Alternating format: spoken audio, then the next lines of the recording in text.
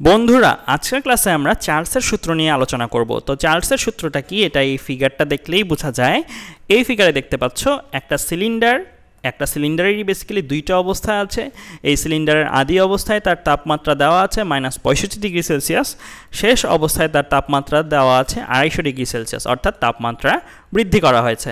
দেখো আগে আর পরে কিন্তু কোনো বাটখারা চাপানো হয়নি নতুন করে, অর্থাৎ আমাদের এই ক্ষেত্রে তার ওপরে যে চাপ প্রযুক্ত এই ক্ষেত্রেও তার উপরে একই পরিমাণের চাপ প্রযুক্ত, মানে বাড়তি কোনো চাপ বাড়ানো বা কমানো হয়নি, শুধু তাপমাত্রার পরিবর্তন করা হয়েছে। আর তাপমাত্রার পরিবর্তন করে কি দেখা গেল, আমাদের গ্যাসের আয়তনটা বৃদ্ধিপ্রাপ্ত হয়েছে। তোমরা বলতে পারো তাপমাত্রার পরিবর্তনে কেন গ্যাসের আয়তন বেড়ে গেল?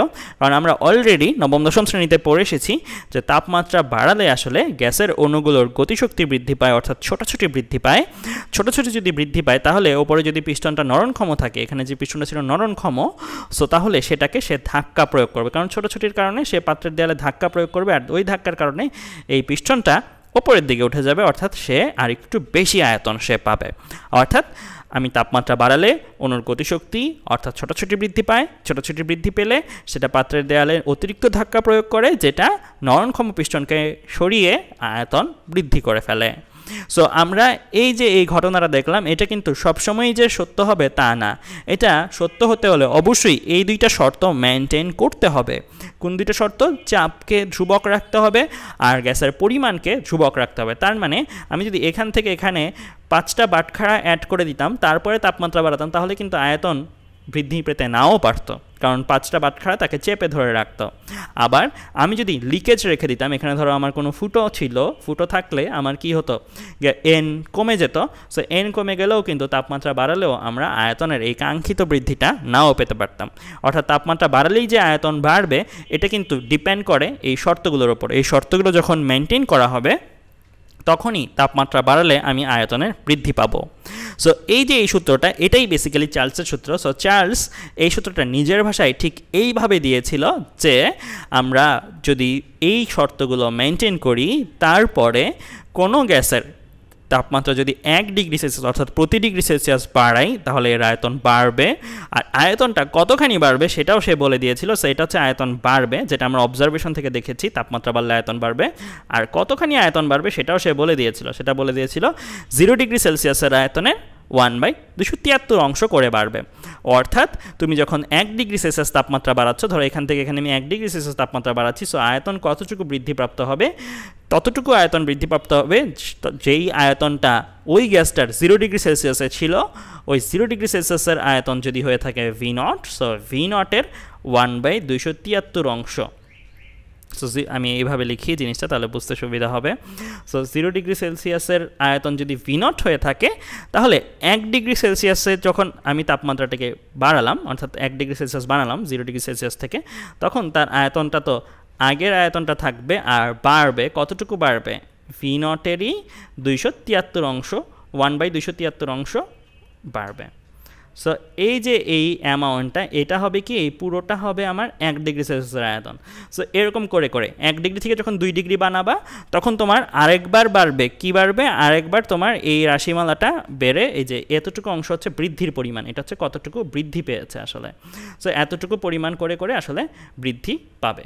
তো আমরা দেখলাম যে চার্লসের সূত্র মোতাবেক যে তাপমাত্রা বাড়ালে আসলে কতটুকু করে করে আয়তন বৃদ্ধি পায়।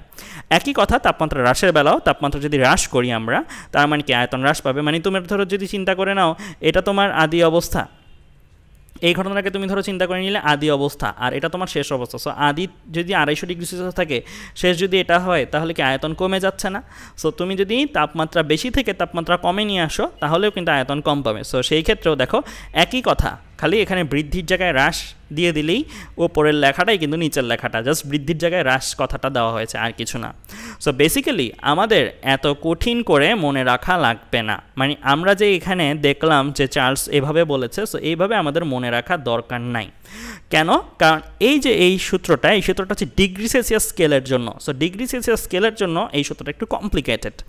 পরবর্তীতে এই সূত্রেরই একটা, মানে এই চার্লসের সূত্রেরই একটা অনুসিদ্ধান্ত এসেছে। ওই অনুসিদ্ধান্তটা আমাদের জন্য অনেক বেশি ইজিয়ার মনে রাখা। সো আমাদের অনুসিদ্ধান্তটা কি? চার্লসের সূত্রের অনুসিদ্ধান্তটা হচ্ছে এরকম, আগের মতোই শর্তগুলো, পি কনস্ট্যান্ট থাকলে নির্দিষ্ট ভরের গ্যাসের জন্য মানে এন কনস্ট্যান্ট থাকলে আয়তন কেলভিন তাপমাত্রা সমানুপাতিক, মানে যেটা আমরা অবজারভেশনে দেখেছিলাম, তাপমাত্রা বাড়িয়েছি আয়তন বেড়েছে, তাপমাত্রা কমিয়েছি আয়তন কমেছে, অর্থাৎ ভি সমানুপাতিক ক্যাপিটাল টি। বাট এই ক্যাপিটাল টিটা কোন তাপমাত্রা? এটা হচ্ছে ক্যালভিন তাপমাত্রা। আর চার্লসের সূত্রে চার্লস যে বলেছিল যে তাপমাত্রার কথাটা, সেটা কী তাপমাত্রা? এটা ছিল ডিগ্রি সেলসিয়াস তাপমাত্রা। দ্যাট মিন্স আমরা ডিগ্রি সেলসিয়াসে করলে এরকম কমপ্লিকেটেডভাবে করতে হতো, বাট আমাদের এখন যেহেতু ক্যালভিনে করব, ক্যালভিনে করলে এরকম কমপ্লিকেটেডভাবে করার কোনোই দরকার নেই। আমাদের যদি এই সূত্রটা, তার মানে কি লাগছে না, এই সূত্রটা লাগছে শুধুমাত্র একটা জায়গায়। যদি তোমাদের কখনো জ্ঞানে প্রশ্ন আসে যে চার্লসের সূত্রটি লিখো, তখন তোমরা এই জিনিসটা লিখবে, কারণ চার্লসের সূত্র হচ্ছে এটা। আর আমরা ম্যাথ যে করব, ম্যাথ করব আর চার্লসের সূত্র থেকে না, বরং চার্লসের সূত্রের অনুসিদ্ধান্ত থেকে, মানে এইটা থেকে।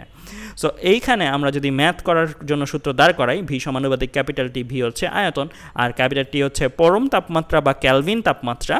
সো এইটা থেকে আমরা এইভাবে লিখতে পারি ভি সমান সমান কে টি, আবার এখান থেকে লিখতে পারি ভি বাই টি সমান সমান কে, মানে কে যদি ধ্রুবক হয়, তারপরে আমরা ঠিক বয়লের সূত্রের মতো এরকম একটা সূত্র দাঁড় করিয়ে ফেলতে পারি, V I by T I equal to V F by TF.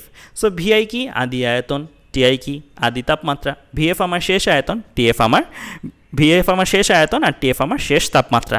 তো এখানে ঘটনাটা দেখতে পাচ্ছ। সো এরকম ঘটনা কিন্তু তোমরা বাসায় বসেও এক্সপ্লোর করতে পারো। কিভাবে? তোমরা যদি একটা বেলুন নাও, বেলুনে কিছু পরিমাণ গ্যাস দিয়ে ভর্তি করো, আর ওই বেলুনটাকে যদি বরফ ভর্তি পানিতে রেখে দাও, তাহলে কিন্তু তুমি দেখবে বেলুনটা আগে যতটুকুই ফুলা ছিল, এই জায়গায় ঠান্ডা জায়গায় রাখার ফলে এটা একটু চুপসে গেছে বলে মনে হবে।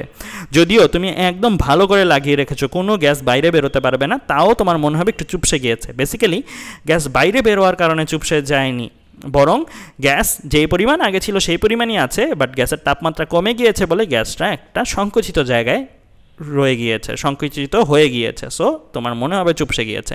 আবার একই বেলুনটাকে তুমি যদি বয়লিং ওয়াটারের বাষ্পের উপরে রাখো, অর্থাৎ তুমি যদি একটা উত্তপ্ত জায়গায় রাখো, অবশ্যই তুমি বয়লিং ওয়াটারের একদম আগুনে লাগাতে পারবে না, তাহলে তো বেলুনের যে লেয়ারটা আছে, ওই লেয়ারটা, রাবারটা ফেটে যাবে। সো তুমি যদি জাস্ট বাষ্পটার উপরে রাখো, তাহলে তুমি যদি এটাকে সামান্য গরম করো, তাহলে তুমি দেখবে বেলুনটাকে মনে হবে বেলুনটা আরও বেশি ফুলে গিয়েছে। সো এইটাকে আমরা আদি অবস্থা ধরলে, এটাকে শেষ অবস্থা ধরলে, এই অবস্থায় বেলুনের আয়তন হচ্ছে ভিআই, এই অবস্থার তাপমাত্রা হচ্ছে টিআই, আর এই অবস্থার তাপমাত্রা হচ্ছে টিএফ, আর এই অবস্থায় বেলুনের আয়তন হচ্ছে ভিএফ। সো আমাদের যে কোনো চারটা রাশিমালার মধ্যে যে কোনো তিনটা রাশিমালার মান দিয়ে চতুর্থ রাশিমালাটার মান জানতে চাইতে পারে কিন্তু। তো চলো আমরা চার্লসের সূত্রের ম্যাথগুলো করে আসি। সো আমাদের একটা ম্যাথ দেওয়া আছে, কোনো গ্যাসের 20 ডিগ্রি সেলসিয়াস তাপমাত্রায় আয়তন 10 লিটার হলে 30 ডিগ্রি সেলসিয়াস তাপমাত্রায় এর আয়তন কত হবে? সো এখানে কি কি দেওয়া আছে? মেইনলি এখানে আমার দেওয়া আছে, আমার টিআই দেওয়া আছে 20 degree Celsius. So degree Celsius দেওয়া থাকলে আমরা কিসে নিয়ে নিব? অনুসিদ্ধান্ত দিয়ে যেহেতু কাজ করতেছি, তো আমরা এটাকে ক্যালভিনে নিয়ে নেব। অর্থাৎ আমরা জানি ডিগ্রি সেলসিয়াস থেকে ক্যালভিনে নিতে হলে কি করতে হয়? 273 যোগ করে দিতে হয়। সো 273 যোগ করে দিলাম, এটা ক্যালভিনে চলে আসলো। ভিআই 10 লিটার দেওয়া ছিল, সো 10 লিটারকে আমি মিটার কিউবে নিয়ে নিব। কীভাবে নিয়ে নিব? 10 লিটারকে আমি 10⁻³ দিয়ে গুণ দিলে এটা মিটার কিউবে চলে আসে। সো মিটার কিউবে চলে আসলো আমার ভ্যালুটা। সো আমি ভিআই টিআই জেনে গেলাম। আমরা টিএফ কি? আমার শেষ তাপমাত্রা, যেটা 30 ডিগ্রি সেলসিয়াস, এটাকে আমরা ক্যালভিনে নিয়ে নিলাম, 303 ক্যালভিন চলে আসলো। আমার লাগবে কি? শেষ আয়তনটা। সো আমরা চার্লসের সূত্রটা লিখে ফেলি, V I by T I equal to V F by T F. So এখানে আমরা ভিএফটা বের করব। সো ভিএফটাকে এক পাশে করে বাকি সব পক্ষান্তর করলাম। তো এখান থেকে আমরা ভিএফটা ইজিলি বের করে ফেলতে হবে, কারণ আমার ডান পাশের সব কিছু রাশিমালাই কিন্তু জানা আছে। সো আমি এখান থেকে ভিএফটা বের করে ফেললাম, যেটা আমার আসলো 0.01034 মিটার কিউব। সো আমরা শেষ আয়তনটা পেয়ে গিয়েছি। সো এই ম্যাথগুলো কিন্তু খুবই সহজ, তেমন কঠিন কিছু না, খালি আদি আর শেষটা যাচাই বাছাই করতে হবে। তো একটা কথা একটু বলে রাখি, তোমাদের বইগুলোতে এগুলো ভিআই, ভিএফ, টিআই, টিএফ হিসেবে নাও পেতে পারো, ওখানে V1 by T1 equal to V2 by T2 আকারে পেতে পারেন, একই কথা। সো আমি আদি আর শেষ বোঝাতে আই আর এফ ইউজ করেছি, যেটা বুঝতে আরও বেশি সুবিধা, আর বইগুলোতে 1, 2 দিয়ে নাম্বারিং করা থাকতে পারে, তো একই কথা। তো এবার চলে আসি আমরা চার্লসের সূত্র দিয়েই চলো আরেকটা ম্যাথ করি। সো আরেকটা ম্যাথ আমার কী দেওয়া আছে? কোনো গ্যাসের 20 ডিগ্রি সেলসিয়াস তাপমাত্রায় আয়তন 10 লিটার হলে এর তাপমাত্রা 10 ডিগ্রি ফারেনহাইট কমালে এর আয়তনের পরিবর্তন কত হবে? সো এখানে আদি তাপমাত্রা দেওয়া আছে 20 ডিগ্রি সেলসিয়াস, আদি আয়তন দেওয়া আছে 10 লিটার। সো যেগুলোকে আমরা অলরেডি ক্যালভিনে নিয়ে নিলাম, 20 ডিগ্রি সেলসিয়াসকে 273 যোগ করে ক্যালভিনে নিয়ে নিয়েছি, আর ভিআইটাকে 10 লিটারটাকে আমরা 10⁻³ দিয়ে গুণ দিয়ে মিটার কিউবে নিয়ে নিয়েছি। এখানে তাপমাত্রা 10 ডিগ্রি ফারেনহাইট কমানোর কথা বলে দেওয়া আছে, অর্থাৎ এই পরিমাণ অংশটা কি করেছি, কমিয়েছি। আগে 20 ডিগ্রি সেলসিয়াস ছিল, এই পরিমাণ অংশ কমিয়েছি, আয়তনের পরিবর্তন কত হবে সেটা জানতে চাওয়া হয়েছে। তো এইখানে আমাদের একটু খেয়াল রাখতে হবে যে আমাদের আদি তাপমাত্রা ডিগ্রি সেলসিয়াসে দেওয়া আর কমিয়েছি ফারেনহাইটে ভ্যালু দেওয়া। সো এটাকে কিভাবে করা যায়, এটাকে করার জন্য আমাদের একটা ফ্যাক্টর একটু মনে রাখতে হবে, আমাদের মুখস্থ রাখতে হবে এই ডাটাটা, যে ডিগ্রি ফারেনহাইট স্কেলে তাপমাত্রা যদি 180 ডিগ্রি ফারেনহাইট পর্যন্ত কমানো হয় তাহলে সেটা ক্যালভিন স্কেলে কতটুকু পরিমাণ কমানোর সমান, সেটা 100 ক্যালভিন পরিমাণ তাপমাত্রা কমানোর সমান। সো এইটা কিন্তু আমাদের একটু মুখস্থ রাখতে হবে। এই জিনিসটা মুখস্থ রাখলে আমাদের জন্য কাজ কিন্তু খুবই ইজিয়ার, কারণ আদি তাপমাত্রাটা আমরা জানি। সো আমরা কতটুকু 10 ডিগ্রি ফারেনহাইট কমিয়েছি, 10 ডিগ্রি ফারেনহাইট কমানো আসলে কত ক্যালভিন কমানোর সমান সেটা যদি জেনে যাই তাহলেই কিন্তু আমি শেষ তাপমাত্রাটা এটা থেকে বিয়োগ করেই পেয়ে যাব। সো আমাদের এই টার্মটা একটু মুখস্থ রাখতে হবে। সো আমরা এখান থেকে ঐকিক নিয়ম যদি করি, 180 ডিগ্রি ফারেনহাইট কমালে 100 ক্যালভিন কমে, 10 ডিগ্রি ফারেনহাইট কমালে কত কমবে, 100/180 ইন্টু 10, দ্যাট মিনস যেটা আমার হিসাব করে আসে 5.55 ক্যালভিন। দ্যাট মিনস আদি তাপমাত্রা 293 ক্যালভিন, আর 10 ডিগ্রি ফারেনহাইট কমানোর যে কথা 5.55 ক্যালভিন কমানো একই কথা।